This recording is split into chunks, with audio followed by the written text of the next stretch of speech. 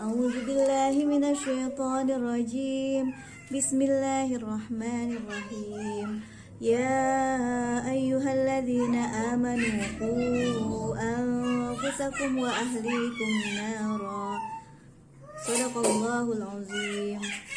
Hai orang-orang yang beriman, peliharalah dirimu dan keluargamu dari api neraka. Al-Quran Surat At-Tahrim ayat ke-6. Assalamualaikum warahmatullahi wabarakatuh. Halo Sobat YouTube dimanapun Anda berada, jumpa lagi bersama saya Rahmatia Bakri, mahasiswi Institut Ibu Profesional kelas Bunda Sayang Batch 6. Yang pada kesempatan kali ini saya akan melanjutkan jurnal tentang pendidikan seksualitas yang merupakan materi di zona ke-7 kelas Bunda Sayang. Seperti kita ketahui, pendidikan seksualitas itu adalah proses pendidikan yang menjadikan anak laki-laki dapat berperan sebagai laki-laki yang baik dan benar, mampu menjalankan peran dan fungsinya sebagai laki-laki atau ayah sejati, dan anak perempuan mampu berperan sebagai anak perempuan sejati, anak perempuan yang baik dan benar, dan mampu menjemput peran kebundaan yang sejati.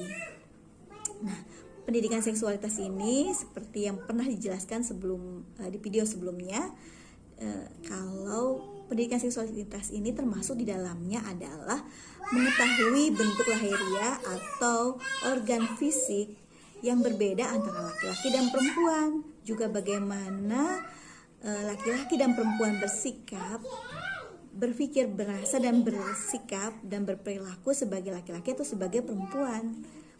Mengapa sih perlu pendidikan seksualitas bagi anak-anak kita? Karena agar anak kita mampu mengenal jati dirinya, mengenal dirinya sebagai laki-laki atau sebagai perempuan. Yang kedua, agar anak tahu tahap perkembangan dalam dirinya. Yang ketiga, agar anak tahu dan paham peran dan fungsinya sebagai laki-laki atau sebagai perempuan. Kemudian, anak juga menjadi mampu menghargai dan menjaga dirinya dari penyimpangan seksual atau kekerasan seksual. Nah, bagaimana sih awal langkah kita untuk melakukan pendidikan seksualitas kepada anak? Ini dimulai kalau untuk saya sendiri dimulai sejak dalam kandungan. Caranya adalah dengan mendoakan agar diberikan keturunan yang baik, keturunan yang normal, anak yang normal secara fisik, dan juga jika dia menjadi laki-laki, dia akan menjadi laki-laki, didoakan menjadi laki-laki yang tangguh, menjadi laki-laki yang sejati. Jika dia anak perempuan, menjadi perempuan yang sejati, seperti itu. Dari dalam kandungan sudah didoakan tanpa berharap jenis kelaminnya. Kemudian ketika sudah lahir pada usia 0 sampai 7 tahun, mulailah dikenalkan tentang identifikasi jenis kelaminnya pada anak laki-laki, pada anak perempuan, bagaimana cara berbicara, bahwa ada perbedaan antara laki-laki dan perempuan dalam cara berbicara, dalam bersikap, dalam berpakaian, dan dalam mainan misalnya, seperti itu. Walaupun misalnya ada permainan-permainan yang bisa dilakukan oleh laki-laki dan bisa dilakukan oleh perempuan, dan sebenarnya kalau untuk saya sendiri, untuk mainan, saya tidak akan melarang anak saya misalnya anak perempuan saya bermain bola, bermain misalnya bermain mobil-mobilan, kereta, seperti itu. Itu buat saya untuk mainan yang seperti itu bebas gender. Nah, yang penting adalah pola pikirnya. Tentang bagaimana dia mampu mengetahui bahwa pada usia 3 tahun dia sudah mengetahui bahwa dia sudah bisa mengenal dirinya bahwa saya ini perempuan atau saya ini laki-laki. Dia sudah bisa mengatakan bahwa saya ini anak perempuan, saya ini anak laki-laki. Dan saya ini berbeda dengan, kalau misalnya perempuan, saya ini berbeda dengan laki-laki. Kalau laki-laki akan mengatakan saya ini berbeda dengan perempuan. Sehingga dia bisa menjelaskan dengan tegas jenis kelaminnya atau gendernya, seperti itu.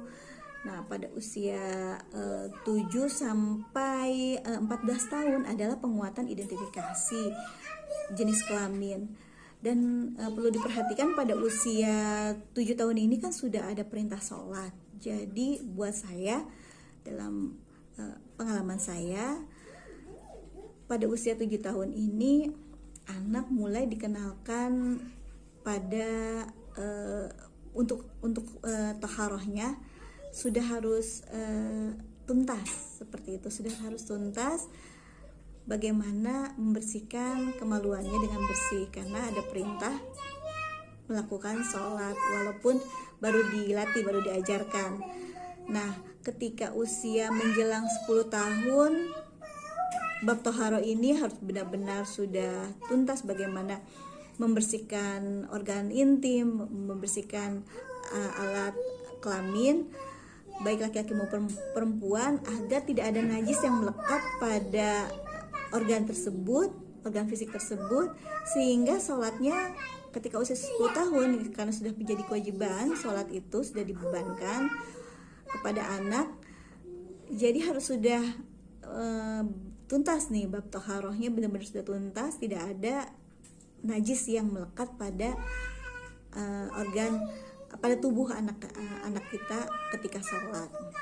Nah, jadi ini penting banget, karena menjaga kebersihan bab toharo ini penting banget buat saya pribadi. Saya merasa ini adalah hal yang urgen, karena jika anak mampu menjaga kebersihan organ intimnya, mampu menjaga kemaluannya dari najis, maka diharapkan nanti ketika besar dia mampu menjaga dari hal-hal yang dilarang oleh Allah, yaitu menjaga kemaluan dari zina, seperti itu.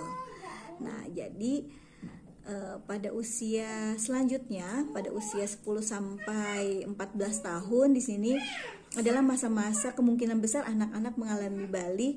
Nah, ini lagi anak perempuan penting untuk sudah diajarkan bagaimana bab toharo tentang membersihkan diri dari darah haidnya, seperti itu. Jangan sampai najisnya berceceran di mana-mana.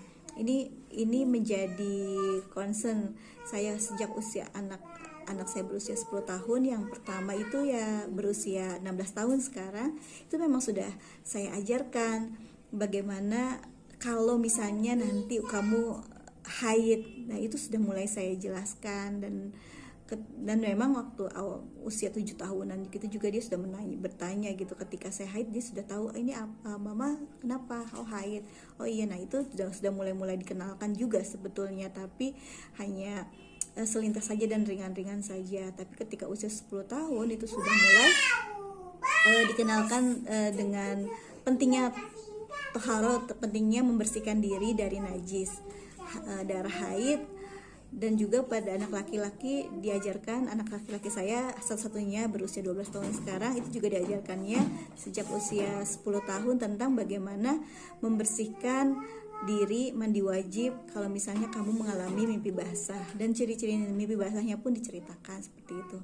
Untuk anak saya yang berusia 16 tahun itu, ketika dia sebelum dia itu haid ya, haidnya itu sekitar usia 12 tahun lebih, itu sudah saya minta dia untuk membaca bukunya Ibu Eli Risman, itu ya, ensiklopedia seperti itu, dan agar dia tahu. Dan buat saya, jika misalnya ada hal-hal di situ yang bercerita sepertinya tabu untuk orang tua yang sekarang, itu buat saya jelaskan saja dengan ringan seperti itu, karena memang anak perlu tahu. Apalagi kalau misalnya saya khawatirnya misalnya dia haidnya itu sebelum usia 12 tahun atau sebelum usia 11 tahun seperti itu. Jadi saya berusaha mengajarkan itu dulu, memperkenalkan itu hal-hal yang berhubungan dengan bagaimana laki-laki dan perempuan harus membersihkan diri, bagaimana laki-laki dan perempuan itu akan mengalami hal-hal apa yang disebut menjadi dia itu menjadi balik seperti itu. Dan kalau ketika sudah balik, bagaimana caranya untuk membersihkan diri dari haid itu, darah haid, dan untuk perempuan laki-laki bagaimana membersihkan diri dari air mani yang keluar ketika mimpi basah seperti itu. Dan alhamdulillah anak-anak juga nggak ada yang ragu ya, anak-anak saya itu nggak ada yang ragu untuk bertanya, bahkan untuk bertanya tentang perasaan dia ketika yang pengalaman yang sulung ya, perasaan dia tentang ketertarikan pada lawan jenis itu memang ketika dia berusia 11 tahun dia memang sudah curhat gitu, misalnya, "Ma, kok aku di sekolah nih ada anak laki-laki yang menarik nih karena begini." "Oh iya, kenapa?" "Iya, dia suka liatin aku suka liatin dia," seperti itu. Nah, itu hal-hal yang seperti itu buat saya dengarkan saja seperti itu. Jadi ketika dia curhat tentang ketertarikannya pada lawan jenis, saya buat dia nyaman saja dan saya encourage dia gitu supaya nggak malu untuk menceritakan, dan paling saya pancing-pancing, "Oh ya, siapa namanya?" seperti itu, dan dengan ekspresi yang biasa saja seperti itu. Tidak yang, "Wah, kamu udah suka sama laki-laki gitu," tidak.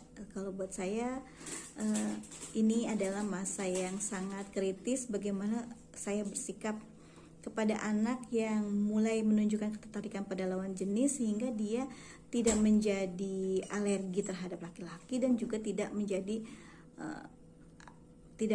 berlebihan, menjadi lebay gitu, seperti itu. Mengingatkan dia tentang Al-Quran, surat An-Nur, bagaimana perempuan dan laki-laki itu harus menundukkan pandangannya, seperti itu, menjaga kemaluannya. Dan saya minta dia baca ayat Al-Quran tersebut buat saya bersama suami untuk menjaga anak-anak kami dari api neraka.